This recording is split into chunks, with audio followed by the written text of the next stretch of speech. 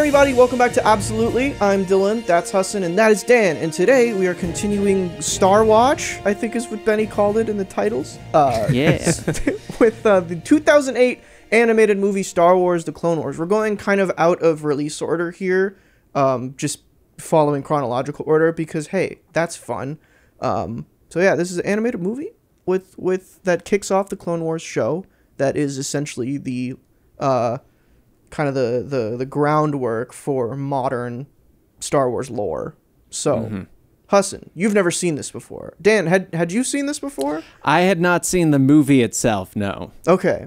So I'm the only one who had seen this before, so... Or if I had, I had forgotten. I should Yeah, specify, that's fair. which is very possible with me. Let's start with you, Hassan, since you haven't seen any of these before. I think more than a movie, it feels like 2 episodes of TV or 3 episodes of TV tacked onto each other.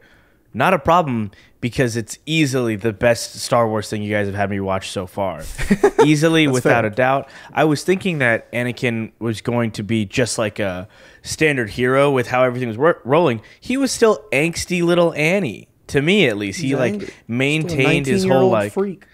Yeah, he maintained it, but then they were cool. And then they were like, every Jedi was like crazy athletic. They were doing awesome things. They were powerful. They weren't just sitting there talking about politics. When politics came up, it was just kind of like, you know, even Senator Amidala has cool stuff to do in this, or tries to have cool stuff to do this, and then gets kidnapped. But I liked it a lot. I was a fan. I was like, holy crap! Imagine if the movies had this kind of characterization, or like we lived in this realm during the movies. But I know we start the Clone Wars, skip over them. But that was interesting. It took me a while to latch onto the fact that he just kept calling every single one of them Rex. It was driving me insane. He goes, well, let me check it with Rex. And then was it the same guy? No, it's the same guy. Rex is the same guy. They've all got their own names. I watched with stupid people then. I watched with silly people who misguided me. That's what I thought. Rex and Cody are like the 2 like mainstay clone troopers of the I think, what is it, the 501st? That I think so. They lead they're like the Oddball, ones who right? get names and have their own episodes in the show and everything. Gotcha. Rex, Cody, and then there's Oddball. Am I thinking of another one? I think that's later, not in this movie. Maybe in this movie, actually. He was in this movie. Yeah, okay. It's just Obi-Wan has a line where he saves Oddball, and then he makes up Oh, yeah, the pilot. Good flying, Oddball. Yeah. It's very... Ewan McGregor meets Alec Guinness voice, which is cool. It's really, really cool. He sounds like both of them for some reason. Mm-hmm. I'm a big fan. I don't know. It was awesome. And the CGI was... it's a CGI movie. It's wonky looking, but not terribly. I didn't think it was bad at all. That's the interesting thing about the art style for this show is that they kind of needed to reconcile making a show that is weekly and a fully CG animated show in 2008. That's weekly 20-minute episodes.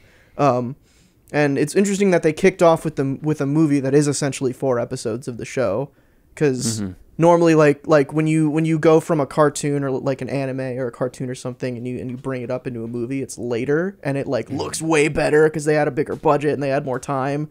But this just kind of looks the same, which I feel like was a smart play, because it would have been disappointing to go from this movie, which looks amazing, and then go to the show where it's like, oh well. Yeah. Right. Dan, what'd you think? I enjoyed it. I thought it was really good. It's like you guys said, it's a pilot episode for the show when it really comes down to it. And honestly, it's very well done, because it sets up all the characters, how they act with all the different clones, the clone troopers, like how Anakin's acting, like getting his own apprentice, all of that stuff. I will say right now, for those watching, potentially you guys as well, I looked into it. Ahsoka calls Anakin master for the sake of he is the one that is teaching her, not necessarily because he is a Jedi master, because he is not a Jedi master. And I had to look that up at first, because I was like, in the third one, there's the massive deal of how can I sit on the council but not be a master? Oh, I see. And so when Ahsoka kept calling him master, I was like, wait, why is she doing that? Did she not know? Apparently it's out of respect and the fact that she is his student and stuff. I mean, that makes sense. Yeah. Yeah. I thought that was good, and I wanted to say it's because I wasn't sure if you guys had the same thought as me when I heard her say that. I thought it was really good. I thought it was very well paced. I thought it was a very good representation of what the show was, and honestly made me want to watch the show. Like I actually watched a couple episodes afterwards because I'm like, yeah, okay. I'm definitely picking this up now because I hear season 6 intercuts with Revenge of the Sith. Like they're the final season of 7 or 6. It's supposed to be like side by side with it now. Like there's scenes that happen in between scenes of the movies.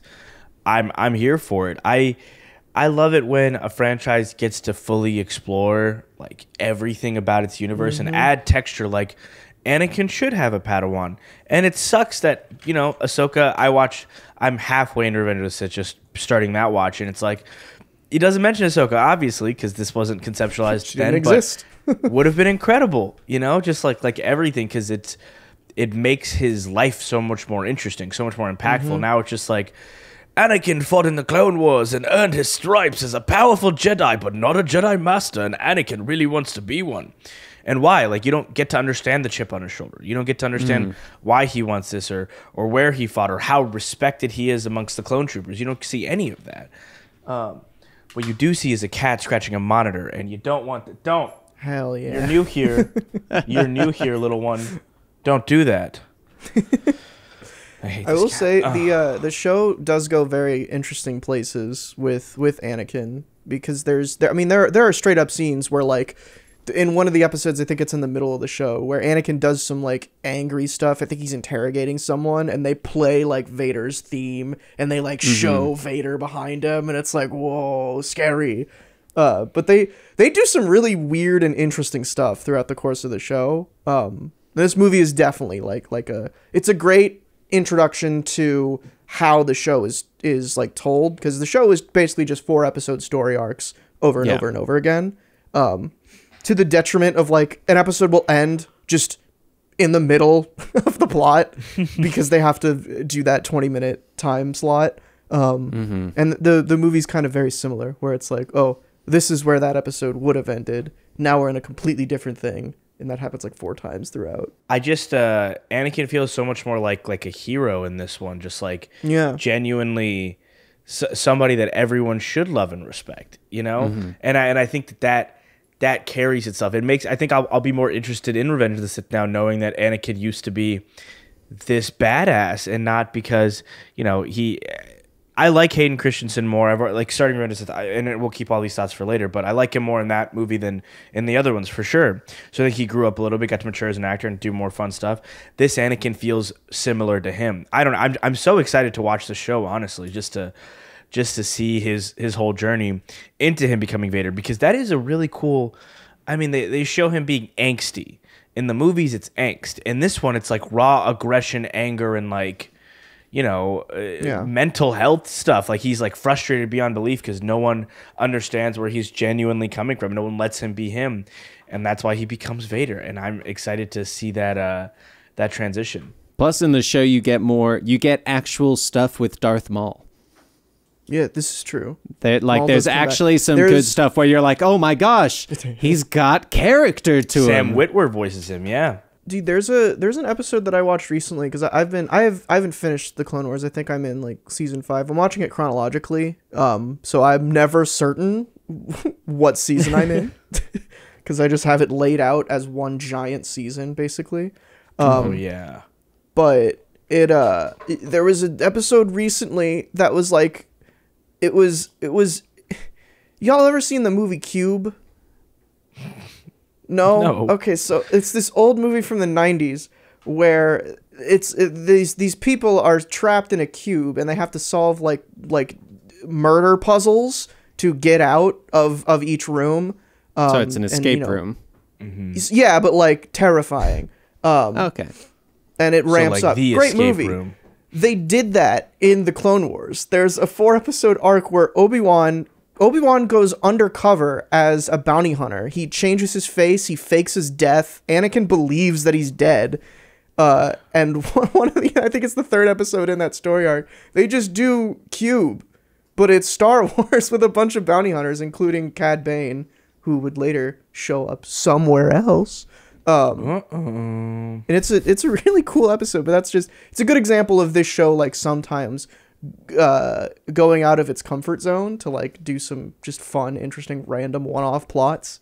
But contrast to that, this movie is kind of, I would say, like, your average Clone Wars arc, where it's just classic Star Wars stuff. But I did want to commend this movie for getting the politics right, I think. Because especially with Phantom Menace, I talked a lot about how I didn't like how heavily political it was, in terms of, like, the plot hinges on trade routes, and they talk about that in great detail a lot. Right. But this movie, there is a lot of politics going on. Like, the point of the movie is that the Republic and what are they called? The Separatists. They're both trying to get the Hutts to join their side in different ways through, like, political intrigue and subterfuge and stuff. And that's happening in the background. But what's important is, Ahsoka and Anakin and Obi-Wan doing fun action stuff. And I think it's just balanced in a much better way, where it's like, yeah, Star Wars is political. It always has been. That's not what I'm complaining about. But it's usually, like, the action and the characters take precedence over the politics. And I'd like to chime in there. The Hutt clan, when I'm thinking of, like, Jabba the Hutt in the first Star Wars trilogy, is not what he is. Like, in that one, I feel like, and I maybe misread it, and I watched a while ago, and maybe I wasn't paying enough attention, just felt like he was just some goon. Like, he was obviously a powerful guy, but, like, in his little sphere. And then in these shows, these movies, it adds the texture of, like, no, he's, like, one of the most powerful men in the galaxy. Jabba the Hutt, like the Republic needs Jabba. Like, that's just incredible. Love that. Yeah, it's very strange going from. I think that's the classic Star Wars retcon, right? Is making something from the original trilogy that wasn't that important, like, really important. Right. Kind of contextualizing and making it clear why they were important. This makes me excited for Star Wars. If Star Wars is more like this stuff, Mm-hmm. I'm all in. I don't think seasons. it is, but yeah, I'm excited to watch the 7 seasons of it. But if the movies, it shocks me that they can make something so incredible, and that when they get to their larger franchises like their movies, they don't necessarily lean into this style of writing. Like but I guess that's like all big studios and movies. Like DC's had this trouble for years, where at times Arrow and the CW shows were leaps and bounds ahead of anything happening in the DCEU, and then like the animated shows for sure. So it's just weird that executives can't see like the importance in projects like this and why fans resonate with them so much. Well, I think this one really showed the capacity and potential behind a show based around these characters. Because like the Obi-Wan show's kind of its own thing, because it's in a time period where it's all just Obi-Wan Kenobi development. Whereas the Clone Wars was so good because it was such a long period of time. You have so many characters and character development to go through. Plus, it's basically like going, hey, here's a bunch of side quests with Jedi. And that's what you get. Yeah. And yeah. like the movie itself, I thought one of the best things that this movie did was that it gives enough time to every single character that's actually important to the show in the movie. So you can see, okay, this is what Anakin's like in the show. This is what Ahsoka's like. This is the kind of stuff that Kenobi will do, like sit down, surrender, and have like some tea with the guy just delaying. Like you see more of this personality. You see more of Dooku, the stuff that he'll go to. Like you even see the purpose of the Jedi Council and how they oversee everything, and they don't see the small things that are happening on the planets. They just see oh, you need to get over here. And they're like, no, there's literally a war going on here. I can't leave this right now. Like, I really liked and appreciated, like, because they even go into, like, they give the important clone troopers their time on the screen to really go, no, the clone troopers are a big part of this as well. Like, this isn't just Anakin and Obi-Wan accompanied by the clone troopers. Right. This is everyone. This is the clone troopers, especially, and Anakin and Obi-Wan and Ahsoka. And I just thought it was very well paced and gave that respect and screen time that to everyone that deserved it and needed it for the show. Yeah, definitely. Well put. I think the one of the main reasons that this works so well is because of just Dave Filoni, who directed it, and would go on to basically showrun the entirety of the Clone Wars and basically all of what has worked with Star Wars since Disney bought it.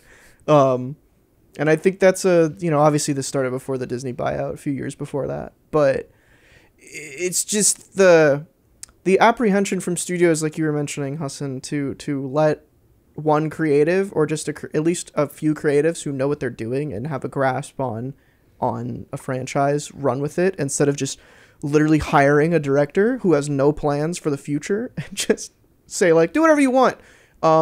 Okay, bye. I guess we'll figure it out. The next movie is next year me's problem, which is just not a way to run $1 billion franchise. It's not when you're doing it correct. It's like Disney's the only company that has done a version of it correctly, right, with the MCU. So it is mind-boggling. Like, I get why DC can't figure it out. That was also before them. Yes, before Disney. It's a crazy world to navigate all that. I also wanted to point out that something that I think this movie does do better than the show is the environments and the backgrounds are way prettier than they normally are in the show. And I don't think that's because the show is of any less quality. I think it's just I don't know. They probably just had less time. They probably did have slightly more budget for this movie than they did for the show. But like, there's Tatooine in this movie looks better than it does in like anywhere else. I think there's some like that scene in Attack of the Clones where Anakin is on the speeder and the twin suns are setting. That looks pretty cool in a movie where nothing looks cool. But this movie, everything looks really pretty. I really like the painterly backgrounds, and just the settings are good. The music's fun too. It's kind of different for Star Wars, but it's a good time. I don't know. I like this movie. Would you believe me if I told you that this movie has 18% on Rotten Tomatoes? Yeah. No. I would not believe that. I would, only because I watched it as TV and not as a cohesive movie. It did feel like, that's where I think I don't think there's anything wrong with it. I think it literally like it's not an overarching. It literally is 4 episodes like squished together, and they're nice and they flow together really well. But that's different than like a 3-act narrative of a movie. Right. It's not written like 4 3-act narratives. It's not. I could see that because you're halfway through the movie, right? And now Anakin's like, well, maybe you'll be a good Jedi Padawan yet. And then like 20 minutes ago, obviously in TV it makes sense, 1 episode ago, but 20 minutes ago in this movie, he's like, I would never take a Padawan. Just slow me down. I'm Anakin Skywalker. Yeah. It's like, it takes a second. I'm fine with it because I watch this TV, so I can see why it has an 18%. It's definitely, there's also a lot, like, that was one of my criticisms, aside from it feeling just like TV. It also just kind of, like to that end, it just ends. Like, the movie just kind of stops. It just literally just ended. Yeah. But the dialogue between Anakin and Ahsoka is really my only other complaint, just because, like, it makes sense, again, when you're watching it as TV and you know this is a serialized show that's going to go on for however many seasons. They talk very, like after, 5 minutes after their introduction, they're talking like they've known each other forever. Like, they have nicknames for each other, and they're very familiar. Sky Guy. Shut up, Snips. I was wondering where that nickname came from, because I've been watching the show for so long, and I was like, they probably should, like, there's the origin of it here, and it's just because he calls her Snippy once. It's like, oh, okay. Yep. That's where it comes from.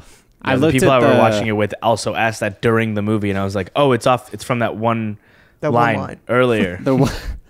He literally says it once, and then he's like, nope, that's your name. Snippy. For the entire series.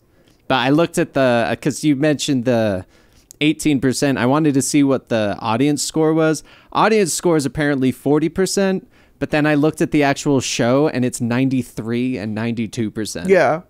So this it's is also like Yeah. You have to like contextualize it by time too, because nobody is writing new Star Wars: The Clone Wars movie reviews now. I guess aside from us, but like actual journalists aren't, and that's where Rotten Tomatoes gets their scores. And in 2008, this was 3 years after the last of what some considered to be the worst Star Wars movies. So I think people were pretty burnt out and just didn't want to see anything else. So. But with like season 7, especially of the Clone Wars, that was like 2 years ago. So, I mean, that was a revival, but still, like that's pretty recent in everybody's memory. Yeah, That's fair. You got anything else to say about the Clone Wars? That was a good time. To me, this franchise, like the Clone Wars, was the thing that I was told I would actually enjoy, and then everything else is be careful. You're gonna have to navigate very nostalgic, angry fans who think that this is the greatest thing that's ever been put to screen, and I have been doing that. Thank you guys for the 14-paragraph essays you DM me on Star Wars lore. I don't read any of it. Nope. I don't care that much, but this one lived up to it. It was good. It's good. I'm excited. I'm gonna watch the series now. I'm watching Green Lantern the animated series currently. So to watch 2 CGI early 2000 shows is not fun, but I'm gonna get through both of them because the writing is really good. My tip is watch it like when you just wake up, just like a Saturday morning cartoon. Like you just want to watch something to get you started. Like that's how I always watch it. Is like I don't really want to laugh or like analyze anything. I just want to watch like a fun little cartoon. This is perfect for that. Dan, final thoughts? Oh, I just thought it was amazing. I thought it was really good, and I think it would have probably gotten rated better if it was considered just like it was actually labeled a very long first couple episodes more of a or TV like movie. Yeah, exactly. More of a pilot episode that's extra long as opposed to its own standalone movie, because I can see why people would say, oh, as a movie, no. But yeah, as the start to the show, it's so good. And honestly, I feel like if you want to watch the actual show, watching this first is so much better than just jumping into the show, because the first episode, like without this background, you're kind of like, huh. This is not really what I was expecting at all, because it's just Yoda with a couple clone troopers trying to get to this very weird spot. But overall, I really enjoyed it. I'm always a fan of these animated things, though. So fair enough. Yeah. Cool. Yeah, I liked it too. It's a good time. I am excited to finally finish the show. I think I have like something like 20 or 30 episodes left. And then I'm going to start watching Rebels. Eventually. Ooh, it's gonna take a me Greg years Weisman to finish production. Ooh. You know why I like that? There's your Young Justice reference for the episode. Awesome. I needed one. One per episode. All right. Anyway, this has been Absolutely. I'm Dylan. That's Dan and that's Husson. Stay tuned next week for Star Watch, where we finish off the prequels with episode 3, Revenge of the Sith. All right. See y'all next time. Peace out.